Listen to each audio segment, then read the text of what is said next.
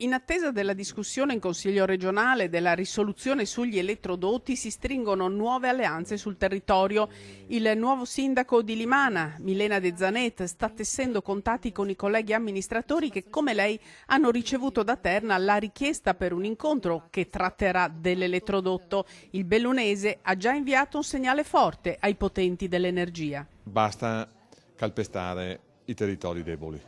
Noi non siamo deboli, abbiamo la nostra storia, abbiamo la nostra personalità, confrontiamoci senza dire di no a prescindere, ma con grande capacità e trasparenza. Ci sono questioni molto stringenti sulle quali è chiamato a rispondere il Parlamento. Quali sono le indicazioni operative e procedurali per tenere conto con le nuove opere indispensabili per il territorio delle peculiarità, delle bellezze e delle esigenze del territorio stesso. Un territorio che punta sulle sue naturalità e sulle sue bellezze per quel turismo che tutti sperano come volano dell'economia e che certo mai potrebbe sopportare un mega impianto. Resta fondamentale trovare intese fra tutti i territori interessati. Fondamentale sarebbe riuscire a creare un'alleanza tra impresa e territorio che porta a quella green economy di cui tanto si riempiono la bocca tutti, ma che poi nella pratica è poco realizzata.